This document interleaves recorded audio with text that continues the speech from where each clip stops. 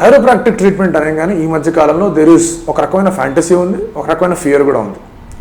Fear is because రీసెంట్గా ఒక video మీరు చూసే ఉంటారు దట్ మనం జనరల్గా కటింగ్ షాప్కి వెళ్తున్నప్పుడు ఇట్లా అనమని చెప్పినప్పుడు ఒక దానికి ఇట్లా అనేసరికి ఆయనకి మొత్తం అంతా కూడా ప్యారలైజ్ అయిపోయే పరిస్థితి ఏర్పడింది. ఫ్యాంటసీ ఎందుకంటే కనుక లాట్ ఆఫ్ స్పైన్ రిలేటెడ్ కానీ లేదా బోన్ రిలేటెడ్ కానీ ఏదైనా ఇష్యూస్ ఉన్నప్పుడు కానీ మీ ఇన్ఫ్యాక్ట్ L4 L5 కానివ్వండి లేదంటే కనుక సయాటికా కానివ్వండి అవన్నీ కూడా క్యూర్ అవుతున్నాయి అనేది ఒక రకమైన ఇన్ఫర్మేషన్ కూడా ఉంది.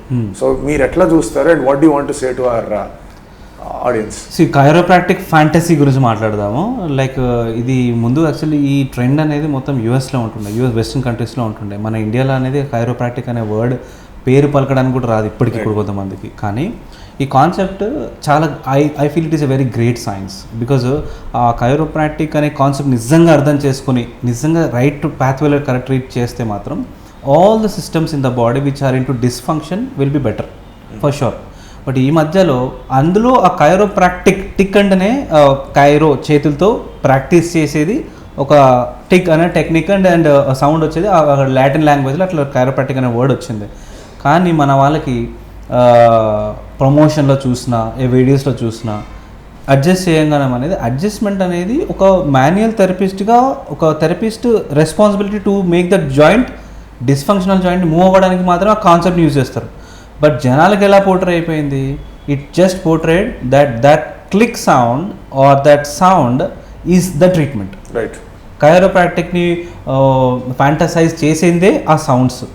ఎంతోమంది పేషెంట్స్ మేము ట్రీట్మెంట్ చేసినప్పుడు కూడా కాన్సెప్ట్ మొబిలైజేషన్స్ అంటారు దాన్ని. 5th grade of mobilisation is just an adjustment like high velocity thrust అంటారు.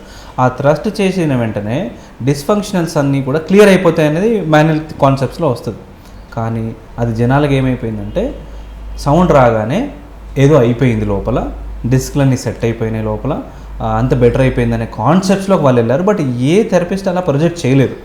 ఇన్ఫ్యాక్ట్ మా వీడియోస్ చూస్తే కూడా we clearly say what is treatment, what is the things we need to do. They need to address. ఇప్పుడు ఒక ప్రాబ్లంతో వచ్చిన patient sciatica గురించి మాట్లాడతారు.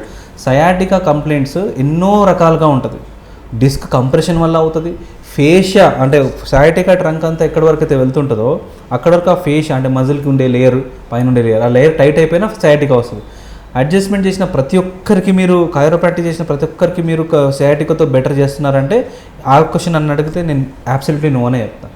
Chiropractic will be helpful for only a specific cases which are into dysfunctions. ఆ డిస్ఫంక్షన్స్ని clear చేయడానికి 1 రోజు 2 రోజులు 3 రోజులు మాత్రమే అవసరం పడే ట్రీట్మెంట్ ప్రక్రియ.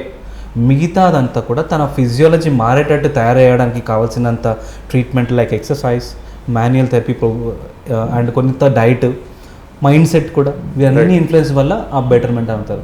మీరు అన్న ఆన్సర్కి సింపుల్గా చెప్పాలంటే chiropractic not only the treatment for all the problems, it is only a great science which is helpful for hour treatment concepts to clear our patients. Simple. Like and subscribe Eagle Media Works.